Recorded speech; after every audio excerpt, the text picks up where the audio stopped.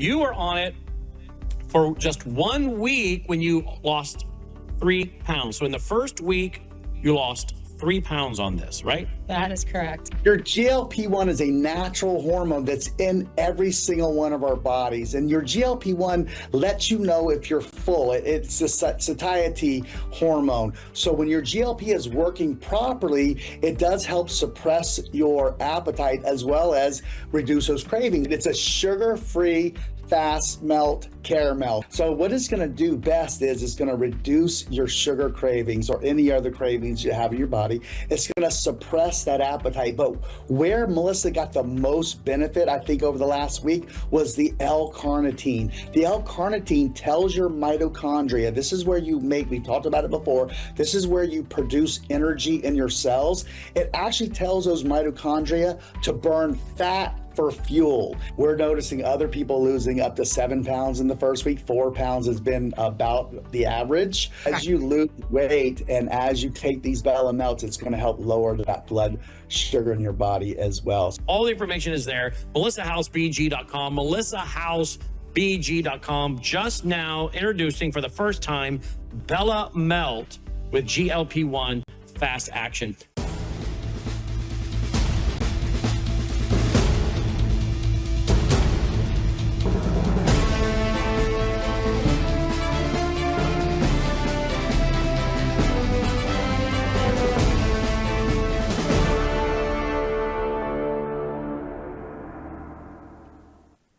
Welcome back to Live Up to Freedom. Thank you so much for joining me today on this beautiful, almost mid-spring day. Wherever you are watching us, I need you to share this feed. I need you to tag people because trust me, I didn't know this was going to happen, but it's happening and I am extremely excited. I will probably have this smile on my face during the entire show. In a moment, we're going to be joined by 2 very special guests. I told you about them yesterday, but this topic is not something anyone should miss, especially when it comes to my point of view. We are live on worldviewtube.com, worldviewtube, X, and Rumble. We're also live on X America News and live on my platforms on Facebook, Rumble, YouTube, X, and Substack. Join the conversation if at any point you have any questions for my guest. Put them on the comment section in all caps so I can catch them. There's a lot to discuss. I'm not going to promise I will get to your questions for them, but I'll do my best at the last segment to try to read some of your questions so you can also get answers. And if we don't get to that, that's okay, because they will tell us during the show where you can go directly to get in touch with them and support them. You all know my favorite topic when it comes to Islam. Well, I just published a book on it, The Architecture of Jihad. So we're going to talk about jihad today. Well, maybe not necessarily the jihad itself, but a potential for a universal, united front against jihadism. I will not take any more of this intro because I want to hear from my guest. Joining me today is a dear friend who needs no introduction, Charles Jacobs, and also with him is a very well-known name. I have never had the honor or privilege to talk to him, be in touch with him, or have him on my show, but I am honored today that he is joining us, and that's no one but Dr. Walid Phares. He's a big name. He needs no introduction, and I have promised that they will both give you a short bio of themselves, but one thing I do know about both of them are their heroes. They are truth tellers beyond clicks.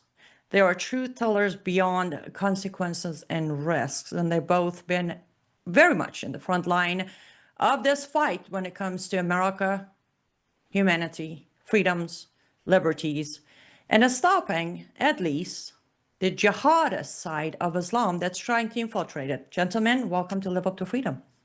Thank you so much for having us. Great to see you again, Annie. Great to see you. It is lovely to see you. So let's start here. For my audience who might have been, I don't know, busy or under the rock, may not know about you, why don't we start with you, Walid? Why don't you give us a background and a bio of yourself? Take as much time as you need so they can know where your credentials come from. Thank you so much for having me. And that's a very short summary of my bio, I would include Charles while I am in the 90s, where I have emigrated actually from Beirut, Lebanon in 1990. I arrived in 1991. I used to be a lawyer, a political activist, an author of many books, but that's long time ago. But in the 80s, where I started, very, very young age, I published 5, 6 books, Arabic, English, and French.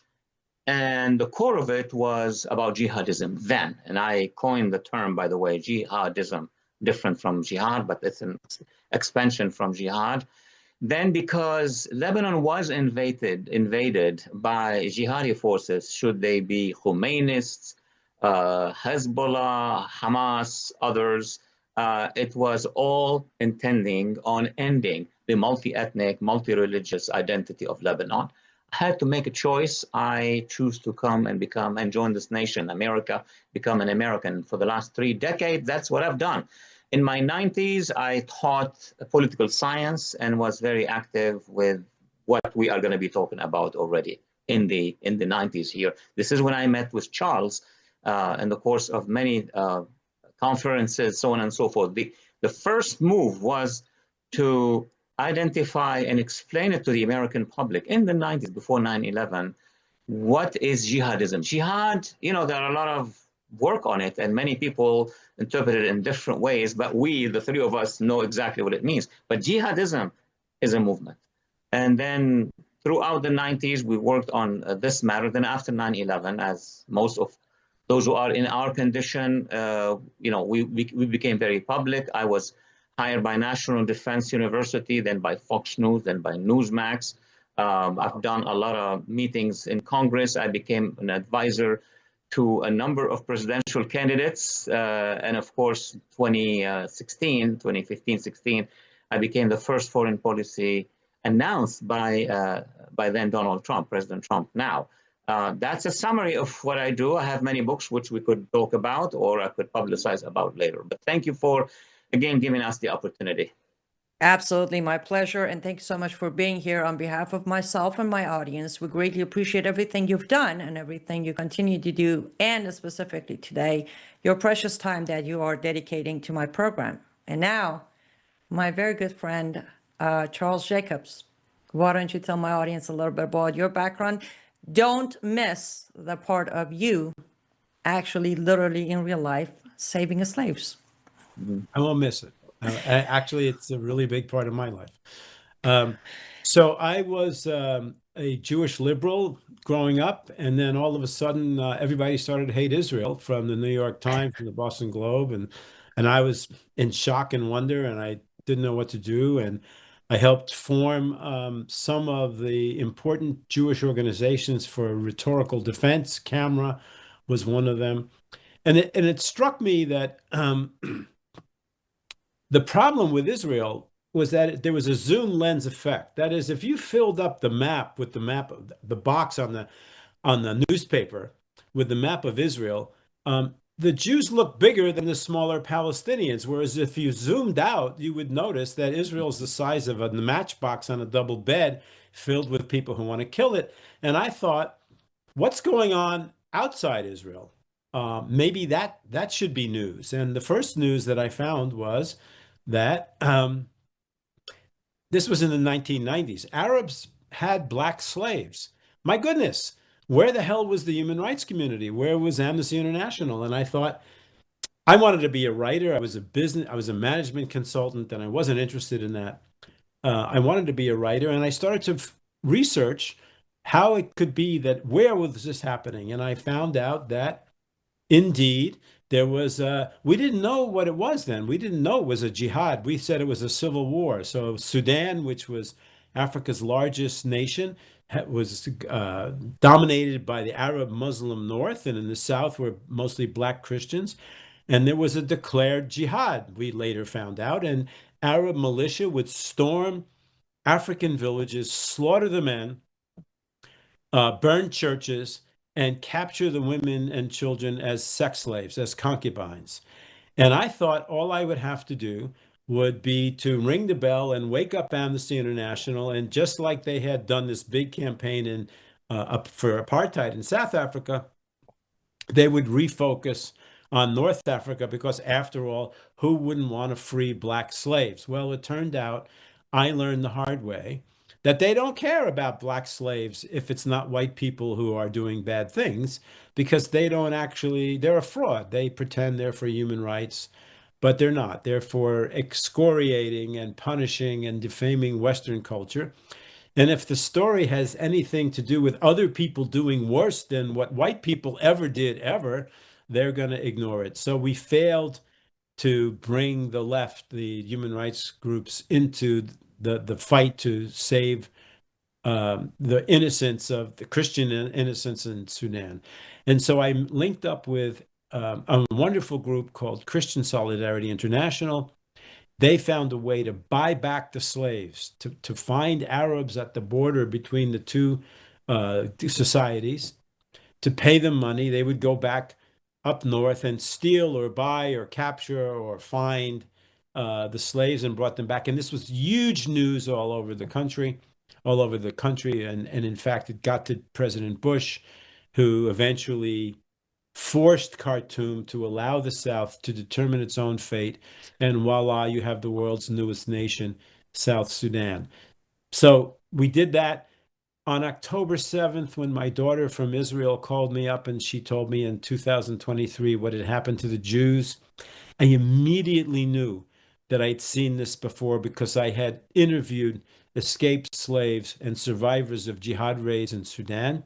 And everything that happened to the Jews in exactly the same way, the same MO, Allah Akbar, slit the throats, burn people, capture women as sex slaves, same thing.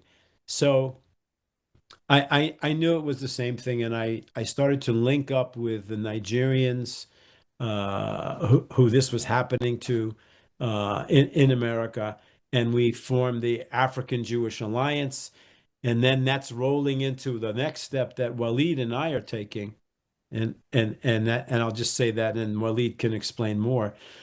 Look, from the Jewish point of view, we're not the only targets of jihad in the world. In fact, jihad is all over the world. And each one of the people who that jihad is assaulting, from the Kurds to the Alawites to the Yazidis to the Persians to the Hindus and the many, many, many more, each one of them thinks of itself as fighting a single battle. And Walid and I discovered and thought this through together. It's not the case. They only have one tentacle, one tentacle of the big octopus, which is globalized jihadism. And so what's missing is for them to discover each other, to leverage each other, and to tell the world that story, which we think flips the narrative. And so we founded the International Freedom Coalition, which now is going to unite all of those groups. And that's what we're working on. Wonderful. Well, Charles, you know how I feel about you. And you have always been an inspiration when it comes to me trying to do what I do. And I'm so glad to have you back on my show. Let's dive into one thing before we dive into the great news of the organization that you're putting together. Before we get there, both of you, maybe we come to you first, Walid. As I said on the show, Charles is aware. I just recently, about 30 days ago or so, published my very first book, which everybody thought it's going to be my autobiography, ended up not being that. It's titled The Architecture of Jihad, where I pretty much said everything you both just said. I said it in a book where I broke it down into jihad is not one single act of violence. Jihad is not after one specific group of people. And it is actually the system that drives the end goal, also known as global caliphate. Of course, many people have picked up the book, read it. Some are shocked, some are happy to have it. But then, of course, comes the pushback. Which, by the way, to my audience, have you ever seen a more picture perfect of bunch of Islamophobes on air? Take a screenshot. You won't see it as Islamophobe as this ever again. The pushback, Islamophobia, which we all know doesn't exist. But Walid, from your point of view, you have done books specifically addressing jihadism, forms of it, all of that. Where do we differentiate between Islam and jihadism? Is there a line to differentiate the two? Absolutely, there are multiple lines. It's interactive. But first of all, let me tell you congratulations on the fact that you are now the newest generation of authors who have advanced. Because every wave of authors and of researchers who are publishing, I go, decades. But in every wave, we get new things, new explanation, and a new technology, by the way. And your defense of it on your show is something very, very important. The defining book that I think I have published that push the other side to trigger the other side to attack me, of course, as Islamophobe, as the king of Islamophobes, all of that are nothing but jihadi strategies. And I wrote that in a third book. So I explained to the public that when you hear about the charge of Islamophobia, he is, she is Islamophobe, that would tell you exactly that the ones issuing that description are the jihadists. Only the jihadists say, this party is Islamophobia, or the people influenced by the jihadists or paid by the jihadists, or so on and so forth. Now, Islam is the religion. And there are so many books on Islam, first by Muslims, then by Islamists, and then, of course, by jihadists. These are the three divisions. So Islam is a religion, and we can have multiple interpretation. Actually, the Muslim world has multiple interpretation of everything that came under the religion of Islam. Prove Shia versus Sunni. From the beginning, there was two versions of who are the actors without going into the naming of the major actors of the religion of Islam. And then you have the minorities within Islam. And then you have the dissidents away from Islam. That is something less known to the rest of the world, that the dissidents who were Muslim were persecuted in the beginning of that caliphate that you're talking about, and then developed their own view, and then taught many of the other nations around the world for multiple generations what is their testimony. Like, for example, the Christians of the Arabian Peninsula, the Nestorians, the Jews, those who practiced ridda, meaning they quickly went into Islam under the first founders and then went out and they were forced to come back. So these are all narratives that are academic, that are historic, that would explain what the religion is from those different perspectives. Now there is something else that came out of Islam, which is a political movement. And that political movement really is not that old. It's 20th century, because under the caliphates, all the way to the Sultanate of the Turks, the Ottoman Caliphate, there were no actual real jihadists and Islamists, because the Caliphate was. And the Caliphate broke down into multiple pieces, and there were dissidents, so on and so forth. So my point here is that it's only in the 20th century that you're going to see that global Islamist force known as the Muslim Brotherhood. I'm sure you've spoken about it, wrote about it. And the Muslim Brotherhood is a tree, and that tree has branches across the Arab world. We could go over 21 Arab states, 57 Muslim states, and then it has generations. So if the Muslim Brotherhood is the mothership, then you're going to go down to various generations, such as in Algeria, in Palestine became Hamas, in Egypt became the Jama'ah, so on and so forth. So not to go too long, there is a smaller tree next door to the bigger tree in the Sunni world, which are the Khomeinists, meaning the Islamists who have built the Khomeinist regime in Iran. That's in the mostly Shia area. So those are political structures after the Caliphate or the Imamate went down, and they have one goal. And that brings us to the jihadists, one goal, which is to re-establish the Caliphate.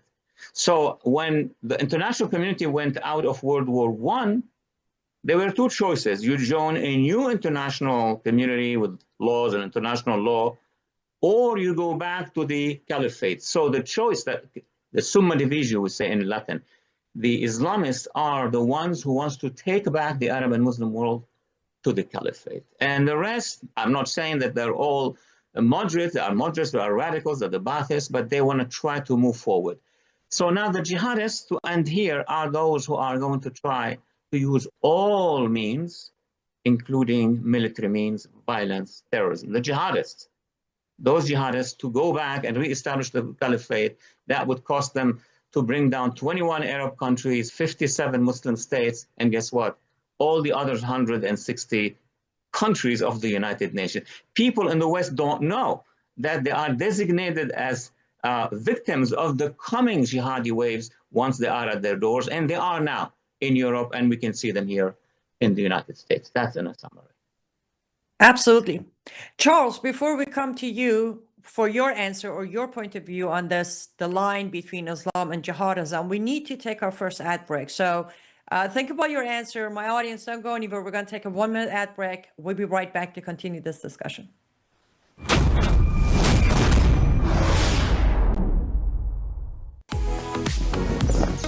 Life is too short to spend a single moment spinning in laundry worries. Take a load off your mind with the all-new Norwex Powerzyme laundry detergent. This natural detergent harnesses the power of enzymes and plant-based surfactants to leave fabrics fresh and clean without fillers, brighteners, synthetic fragrances, bleach, or harsh chemicals. So go ahead, have your cake and eat it too. More than ever, stressful stains have met their match. Powerzyme's fast-acting enzymes break down organic substances while natural surfactants loosen locked-in dirt and oil, removing residue, stains, and odors with ease. With 91% bio-based ingredients, this dermatologist-tested hypoallergenic formula is suitable for sensitive skin types and delivers a safe and effective clean that won't harm you or the planet's waterways. Less time spent worrying about laundry means you can focus on what truly matters. Norwex Powerzyme Laundry Detergent. Discover the power of nature and load up on confidence. Welcome back to Live Up to Freedom. Thank you so much for staying with us until now. I do see your comments and I do see a couple of questions. I'll make sure to put them in as we move forward through the program. And don't forget, CyrusWellness.com is where you can tap into the Mother's Day sales going on by Norwex. It will be going until June 1st, but you want to get ahead of it before they run out of inventory or the shipping delays. CyrusWellness.com is where you get your discount if you do your Mother's Day shopping. Okay, let's get back to it.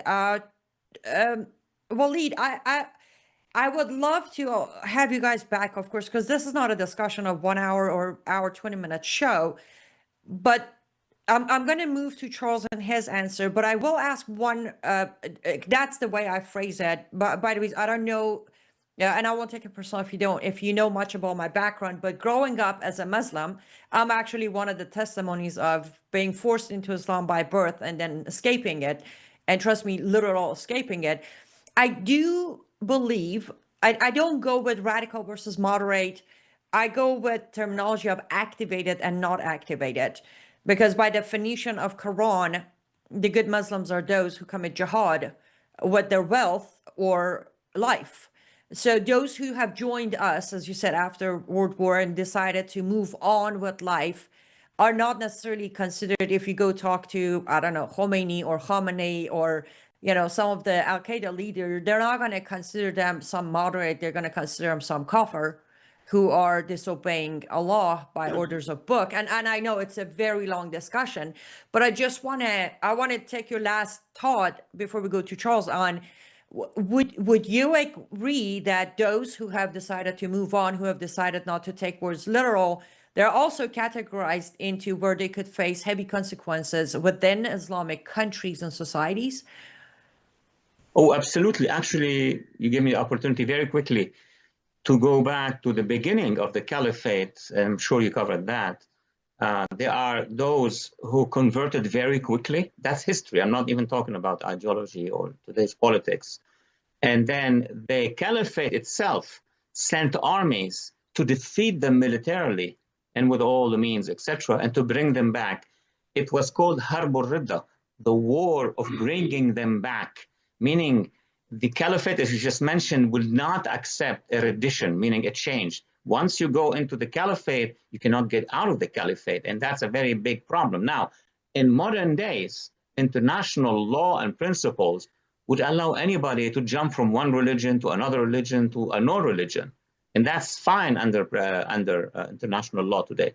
But the jihadists don't accept that. They will tell you we have one version, that version was written, and then we represent it, and therefore you don't have the right to change religion. That's number one. And number two, if you are under other religions, your only passage is not from one to another religion, is from your religion to the one we are bringing. So the jihadists are a fascist force at the end of the day.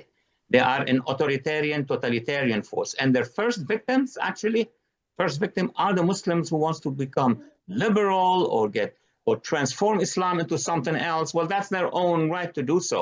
But the jihadists will not allow them. The first war is basically within Islam between, as you just described them, and the way I describe them, as those who are Islamist, Salafist, Khomeinist, and those who want to adhere to international law. That would be the best way I have it for now.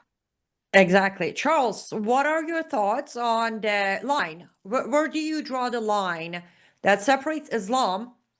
And by the way, my audience is very well versed on this, so they know we're not talking Sharia. We're just talking about Islam versus jihadism. Where do you draw that line, or do you have a line to separate them?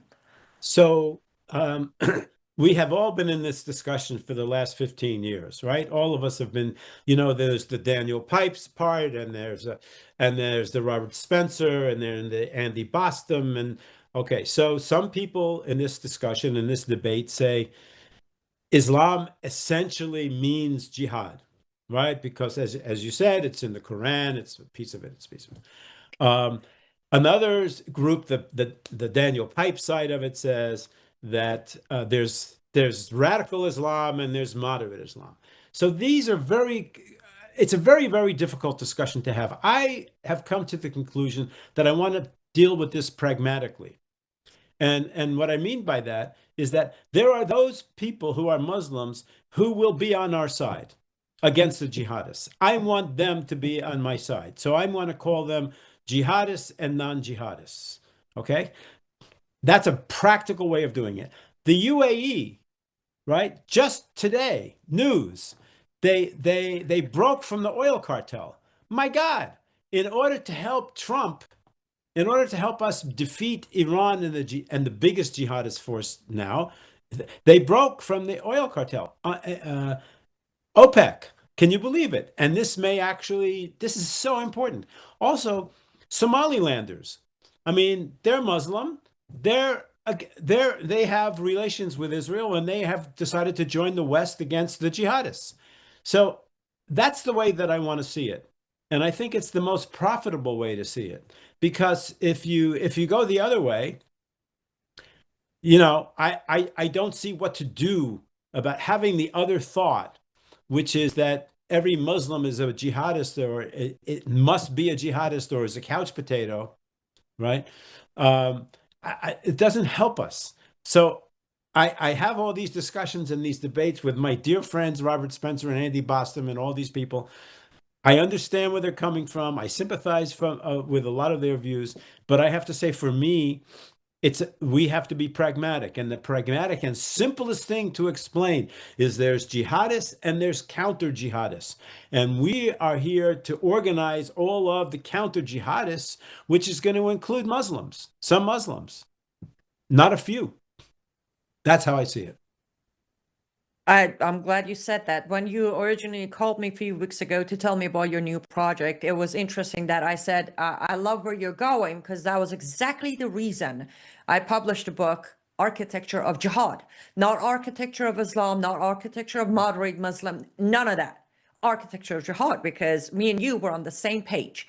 Right now, the argument isn't which one of the Muslims inside America is going to blow themselves up. That is not the argument. The argument is, do we have what it takes to counter the entire system of jihad? So with that being said, because I want to make sure we definitely talk about your project and how people can get involved, how they can help you, all of that. I don't want to run out of time before doing that. So let's dive into the project, the coalition. Anything, from, you already told us, Charles, how it shaped itself or what it's going to be.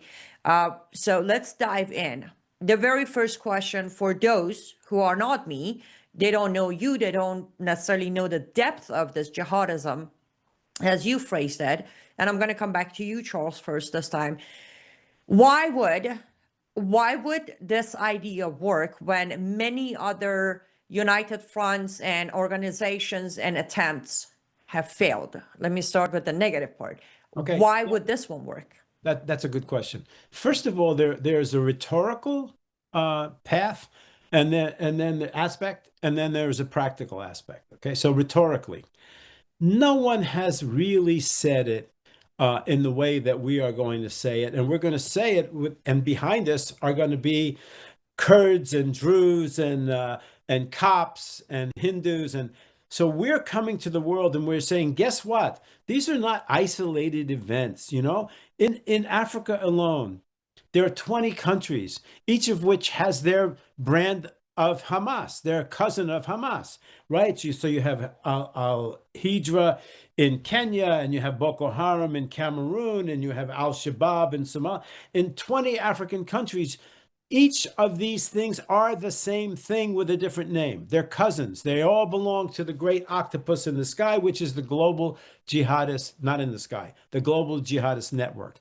So that concept changes people's thought that, I mean, and now we move because now we are the victims. We are all people who want to democratic, free, individualist, communal life that is free from coercion. We don't want to be dhimmi. We don't want to be slaves to Islam.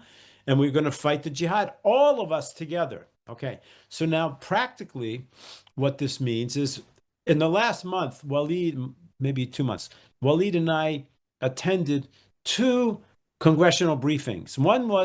The first was from Western Syria. So the Western Syrians came, and we had congressmen there, and it was the Druze, the Kurds, the Alawites, and the Christians from Western Syria. Each one of them came with a case.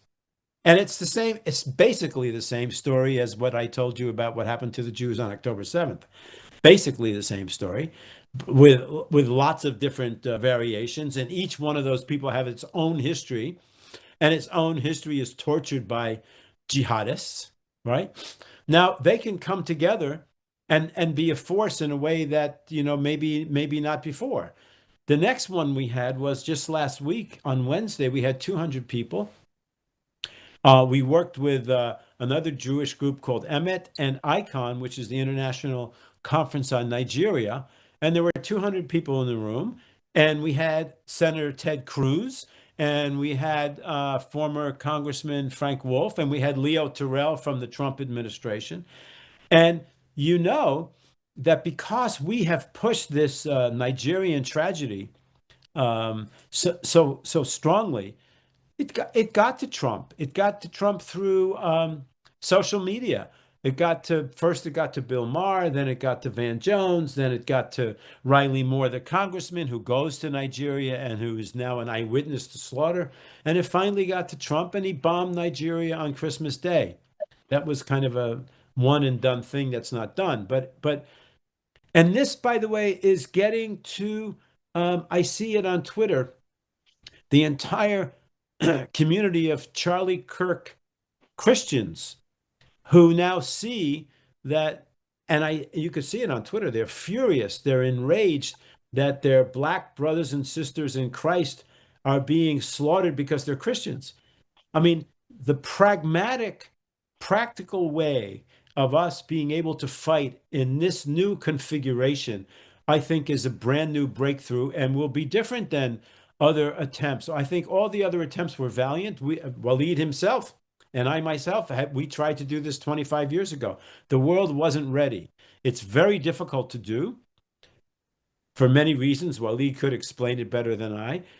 But as we do it carefully, we now have representatives of 15 or 20 of these groups, each of whom are giving us people who are very, very good spokespeople and who are also political heads of their own NGOs. And they're all excited to come and join what they see as a way to leverage their own single individualist lone power against their own fight. So I think this is the reason why it will work now. I think the world is much different than it was 25 years ago when we first all started to do this. I will agree, yes. The level of knowledge is much higher, though, is the propaganda equally pushing farther and faster using algorithm. I agree that the lack of knowledge isn't there anymore. There are many who choose to Yeah. ignore the knowledge or look the other way, but at least the knowledge is out there. The information, like there was a time 24 years ago when I came to America, you would say jihad, they would like, huh? Right. Now everybody can say jihad and everybody knows more about it. Now they may not know as much, but I agree the timing is different. And Walid, I do want to come to you with, if you like to add to what Charles said, especially when said, it has its own complications. But I want to come to you with actually one of the questions from the audience of if our government, because Charles brought up the, hearings in front of Congress, if our government knowingly or not is ignoring the subject of jihad by itself because they can't differentiate between the freedom of religion versus this act of jihad, then how is this going to make a difference for America? As you said earlier, that this is a subject that we're discussing, the three of us, that would need not just hours, a course, 2 courses. It's really voluminous. It's like you're dealing with 100 years of struggle against the jihadists. But I would like to build on the bridge that Charles started and then move quickly to try to answer the question you presented, which I was part of it as well, meaning why would the government, why would the institutions, first of all, ignore? Then at a worse situation, and that was under the two administrations that really pushed back against any attempt to condemn jihadism. That's the Obama administration and the Biden administration. And then I could conclude there. But let me say, the reason for why those who are interested in it, in countering jihadism as an ideology of history, did not yield results in the 80s, it's simply because we were still in the Cold War. And in the Cold War, at least in America and the West, I'm not talking about the East because the East had already been suppressed by the jihadists. So we couldn't raise anything. First of all, in my case, I wasn't here. So I was in Beirut fighting jihadism and Baathism on my own in my little office, little publication. So the 90s became more important because several things happened. Cold War receded, Soviet studies receded, and already in 1993, the first attack on the New York towers. Remember, in 1993, I got calls from FBI, from what do you know about this ideology, so on and so forth. But also the persecution became increasing in Sudan and in southern Sudan. This is why you see a Charles Jacobs, a Walid Phares, others individuals here, Daniel Pipes, Stephen Emerson. These were the pioneers at that time, like 30, 35 years ago. Then something else happened, which was the attacks on the embassies. And then the biggest one, the absolute point of departure, is 9/11. When 9/11 happened, oh goodness, we all remember that time. There was a huge wave of Americans asking the questions, who are they? Imagine you are attacked by a force that you don't know who they are, what do they want? So we all tried in the 90s, Charles and I formed the first little coalition of 3 groups, Assyrians and Copts and I think Christian Lebanese, in Washington in September 1991. Nobody heard of us. We were there telling the same things we're saying now, dhimmi, etc., nothing. And then second attempt was in the Senate in 2000, where senators and other activists tried to form a coalition. And also it wasn't that strong. After 9/11, there were several coalitions that moved up. And some started to publish on, as you did, on Islam as a religion, others on the historical history of the caliphate, so and so on and so forth. And we got all involved in this counter-jihadism. As of the Arab Spring, guess what? There were now Arab voices that are anti-jihadists. And I would indicate that the UAE was the first place where there was, and I had a lot of conversations with their leaders who rejected jihadism as a threat. And year after year, but I think what made the counter-jihadism really big was October 7. October 7 unleashed worldwide voices and interests and federations and etc. also within the US Congress, that cannot be stopped anymore. So now you have voices all over the place, but there are voices going in all directions. There is no centralized. And the main goal that the three of us now are discussing is, could it be that there is a worldwide web of counter-jihadist NGOs from Nigeria to Kurdistan or whatever you want, and add to it that there are many authors who started to talk about it, activists in Europe, that's outside the world of jihad, because of the rise of jihadism in Europe, and of course here in America. So it all works together to make the contingencies and the circumstances appropriate for that movement to go up. If you want, I can answer quickly on the US government and that movement. I could do it very quickly right now. It's all related to something which actually started in the East, the Muslim Brotherhood and their funding petrodollar funding, and of course the Khomeini regime.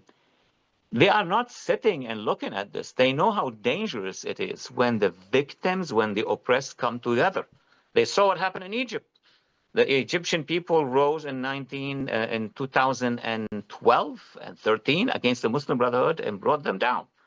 And we saw what happened in Iran several times. They are not successful, but the people is, when the counter-jihadism become not an issue of individual writers like all of us, become an issue of the population, then it's dangerous to these regimes. So these regimes, before the counter-jihadists, have done something integrated in the United States, which is a lobby, an Islamist or a pro-jihadist lobby. And that lobby spent millions, hundreds of millions of dollars. And of course, they create people who, the market, and the market would put pressure on the administration. And in some cases, some administrations have that view in mind, the Obama administration. So the movement was stopped and delayed by 12 years, as I said earlier, but it did not stop. Eventually, it came back. And now, under these circumstances and with what's happening in Syria and around Nigeria and around the world, the moment is right now for such a coalition to rise. Well, I appreciate that. I think that hopefully that answered most of the question. If not, let me know, Lori, and I will repeat or rephrase your question. We do need to go take our last ad break. Let's do that when we come back. Of course, we want to get into who can get involved, and I want to expand on a few points you made. So guys, don't go anywhere. We'll be literally back in a minute.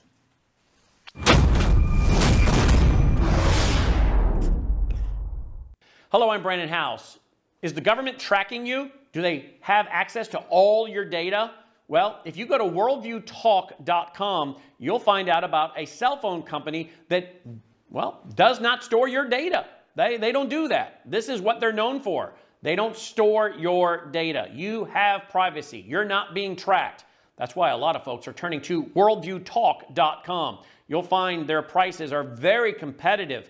All the details are there at worldviewtalk.com. Again, worldviewtalk.com. Oh, while you're there, not only do they have cell phones that aren't tracking you, you can find out about how to get a satellite phone. Should the whole system go down and you want to communicate with a family member or a loved one, you might want to have a satellite phone. Or how about their solar generators? They have great solar generators. Check them all out right now. Worldviewtalk.com, worldviewtalk.com. Well, hello everybody, it's Annie Cyrus. Welcome to my art studio where all the magic happens. This is the station for painting, and that is the station for all the resin art I do. If you want to check out my art, all you gotta do is go to lutfstudio.com.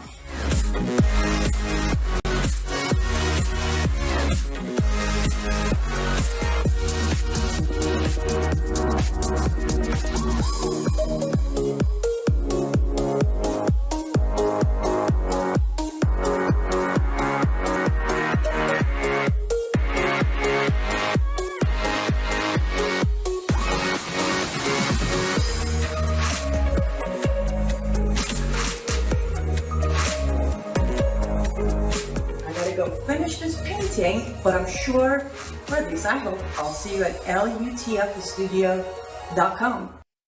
Welcome back to Live Up to Freedom. Thanks so much for staying with us until now. I greatly appreciate it. You're all familiar with that very hit song. LUTFstudio.com, promo code mission. I know we're completely out of paintings and diamond paintings, but good news is I finished 2 diamond paintings, so I will be listing those this weekend. And remember, I do take custom orders, so head over to LUTFstudio.com. Contact me. There it says contact seller.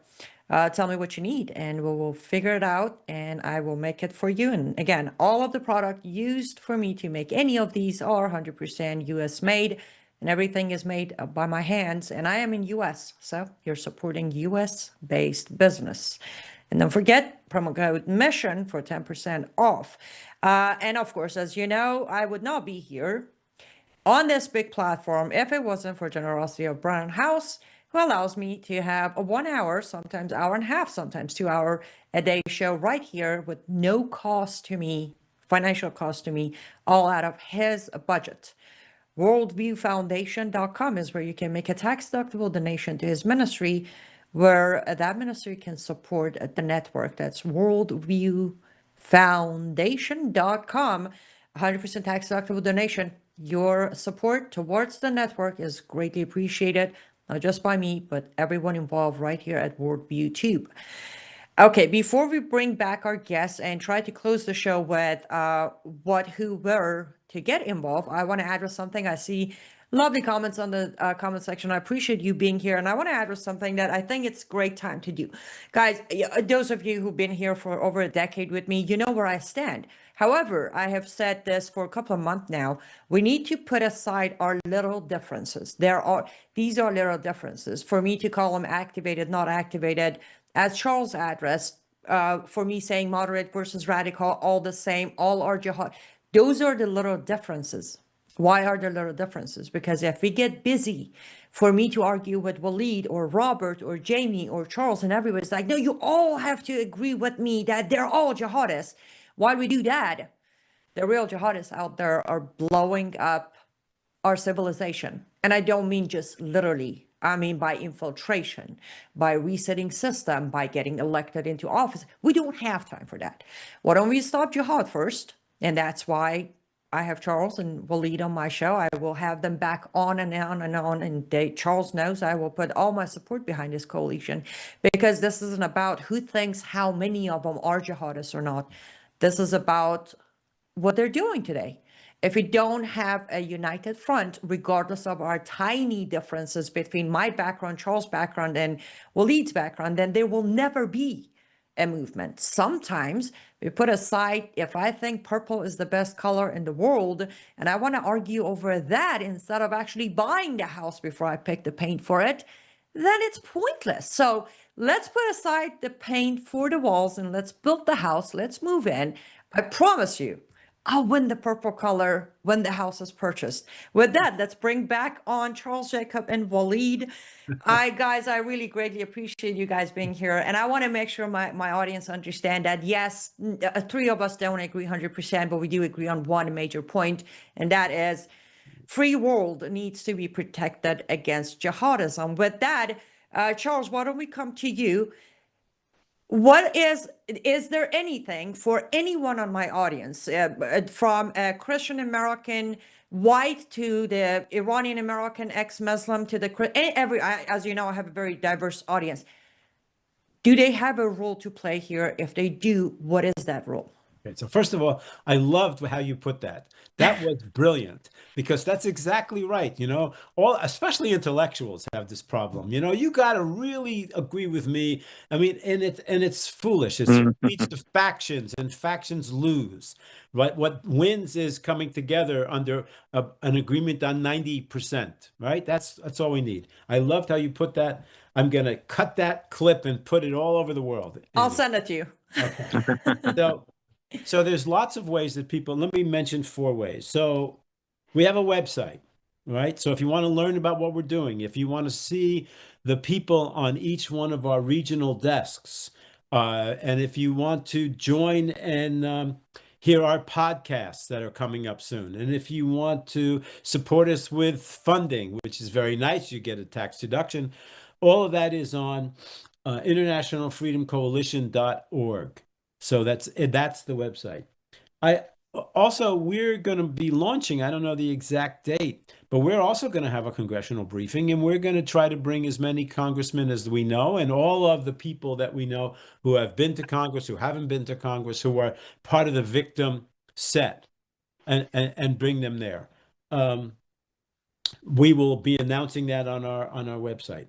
And one other thing that I want to do as a Jewish activist, I know that the Jews are the first target of the jihadists because it's the easiest thing to beat up on Jews, you know? And once you get the West to not like the Jews, you can do a lot of things because it's really the soft underbelly of America is to attack the Jews. So I have Jewish groups around the country, and they go out and they have to picket and demonstrate, and they have to go to school board meetings about the horrible K-12 curriculum that is also against every one of these jihad victim groups. I need to bulk them up with local Nigerians and Christians and evangelicals and Alawites and Kurds, whoever it is. If you want to be a member and join up with your local Jewish community who is fighting jihadism, but they, for them, anti-Israelism is the big thing to fight right now. But if you want them to join your group and you want to join their group, come to us and we'll arrange for you to bulk up the Jewish resistance in this country. So that's I think, Walid, what did I miss? You didn't miss anything. If allowed, I could complete a little bit based on what you have said by saying, number one, to the individual, to the audience of our, our sponsor here, if any individual has an interest in either having an answer on any of their worries, this is only for individuals who watch shows or who watch the material we're advancing. If they have a question, or if they can still have the ability to go to the website, contact the website, either get an academic answer or get a directive on what to do about it, or show the NGOs that are under this coalition if they are willing to be supporters or join. So just one individual can get there. But let me answer the other question, which is what is the base of such a coalition? Such a coalition is experimental. This is the first time it has been done. And it's the mother of all coalitions. But it presents also the problem of coalitions have always differences of views. You were just mentioning this. Let me give you a few examples. The smallest communities that are in this coalition have within themselves divisions and interdivisions, sometimes on name. If you go to Mesopotamia, Iraq, or Syria, you will find more intellectual fights among the subgroups than with the jihadists. So it is not an easy matter because all these communities that have been fighting the jihadists have their collective lives being destroyed over hundreds and hundreds of years, and they're trying to reconstitute it. So it is not a final product. It's under construction. This coalition is under construction, and the skills of those who are leading or dealing with it is to exactly go back to the point both of you were making, which is let's have a consensus on a minimum. Let's have a consensus on pushing back the jihadi machine, the occupation, the oppression, etc., everywhere. Now to define ourselves, there is the region of Africa, the region of the Middle East, the region of Asia, the region of India, and even in the West, those societies that feel already being aggressed by the jihadists. Each one have their own problems. The coalition is not going to replace the international community. It's going to only put together and unify the counter-jihadi forces. And I would add I know majority of my audience are Christian. Majority of those are also Christian Zionists like myself. Guys, we know we don't have the solution. The solution lies by God and by God only. We are the tools. If we continuously question our role and decline our potential role in any possible path that could end with solution, then we're not playing our role. We need to have faith. Knowing He's behind the wheel, we will continue taking the steps. We cannot constantly complain. we cannot constantly put posts out, or I can't sit here every day saying jihadism, jihadism, and then not take this step. I mean, my step was tiny. All I had to do was answer the call, say, sure, Charles, let's have you on the show. Let's coordinate with Walid. Compared to what these two gentlemen are doing, my role was tiny. But I was happy today that I'm taking a part. You all need to take parts. And as both said, go to their website, check it out, read their mission statement, read their steps. If it doesn't fit right with your heart, then exit the browser and go home. It's not like you're committing to anything, but these little steps could finally be what the real solution can be. Remember, as again, we all discussed this, I've said it for many years, this system didn't survive 1400 years and thrive because its members constantly asked for the end plan. How do we get there? As Dr. Bill Warner always says to everybody, one of the reasons Islam has made it this far is patience. We need to have patience. We need to have faith. And when somebody has a possible good idea, instead of dissecting the idea to find the negative about it, why don't we give the idea a chance? What could we lose? Seriously. Like we could have more than 300 Sharia obeying representation across the country. Oh, well, that already happened last year. There's nothing to lose, a lot to gain, which is our freedoms, our country, our lives, our faith in humanity. On that note, sorry, I don't mean to go on such a long rant at the end of the show, but Charles Jacobs, Dr. Walid Phares, I appreciate everything you're doing. Charles, you know, I'm here. Call me, text me, tell me what to do next, and you have me 100%. One last time before we go, the website, please, for people to go to. What is it? Internationalfreedomcoalition.org. Fantastic. I appreciate you guys. Keep up the good work, and let me know if I can be of help. You can. You will. Thank you so much. Thank you. All right. Absolutely my pleasure. To my lovely audience who has stayed with me until now, you're amazing. I love that you have questions, and I love that you do not just take words. So go to their website, check them out, read everything that's there, get in touch with them, ask more questions, or maybe even make suggestions. We were talking about this yesterday. Unless we open a new conversation, we cannot change the narrative. So this is our chance. Two men have opened a new conversation. If we don't get involved with the conversation, the narrative doesn't change. A year from today, me and you, we don't get to complain, right? So let's get involved. And if you don't like the conversation, that's all right. You can step outside of conversation. This is America. We're still free to choose. But if you don't get involved with it at all, you might regret it a year from today.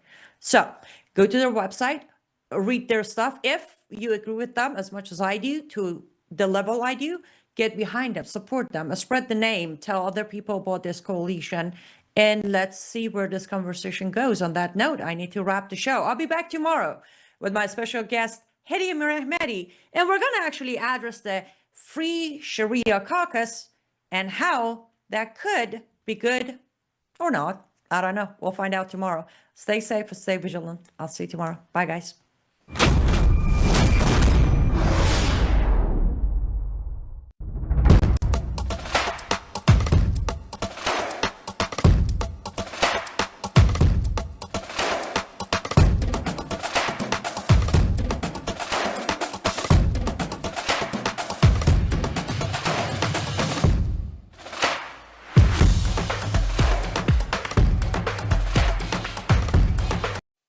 The dollar is dying. It's going down, and inflation is soaring. Are you prepared to